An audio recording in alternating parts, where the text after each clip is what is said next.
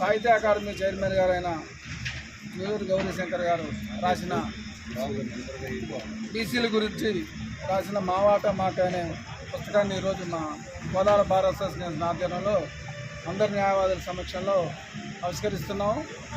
ఆవిష్కరిస్తే పాటు అందరికీ కూడా తెలియపరుస్తూ బీసీలు జరిగిన అన్యాయాలు యాక్చువల్గా 1950 నుండి ఇప్పటిదాకా జరిగిన ఎన్నికల్లో ఎక్కడ చూసినా కూడా బీసీలు ఎక్కువ ఉన్నారు. అయినా కూడా మన జనాభా ప్రాతిపదికంగా మనకి ఎమ్మెల్యేలు కానీ ఎంపీలు కానీ ఎమ్మెల్సీలు కానీ ఏవి రావట్లేదు.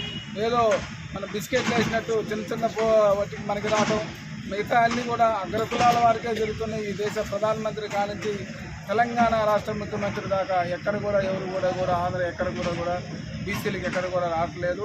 మన దాంట్లో మనకున్న కులాల అనైక్యతనికి దాన్ని దృష్టిలో పెట్టుకుని వాళ్ళు చేస్తున్నారు. దానికి ఎదురు తిరిగి మనందరం కూడా ఐక్యంగా ఉండి బీసీలు వాటిని సాధించుకోవడానికి ఎంతో సహకరిస్తుంది. అందరూ కూడా అందరూ మన బీసీ వాళ్ళందరికీ కూడా ఈ పుస్తకాన్ని ఇవ్వాల్సిందిగా కోరుతూ ఈ అవకాశం ఇచ్చిన పెద్దలందరికీ నమస్కారం. ఓకే. రాష్ట్ర వ్యాప్తంగా బీసీ ఉద్యమాన్ని ముందుకేసుకొని వారు మాజీ బీసీ కమిటీ సభ్యుడు, తర్వాత ఈ చైర్మన్ సాహిత్య సంస్థ చైర్మన్ వారు ఒక పుస్తకాన్ని ఆవిష్కరించారు. ఈ బీసీల స్థితిగతుల గురించి మొన్న స్థానిక సంస్థల ఎన్నికల్లో రిజర్వేషన్ పెంచాలని, అదేవిధంగా కులగణన చేయాలని మొన్న ఇప్పుడు ఉన్నటువంటి కాంగ్రెస్ గవర్నమెంట్ కూడా వాళ్ళ ఎన్నికల మేనిఫెస్టో ఇవ్వడం జరిగింది.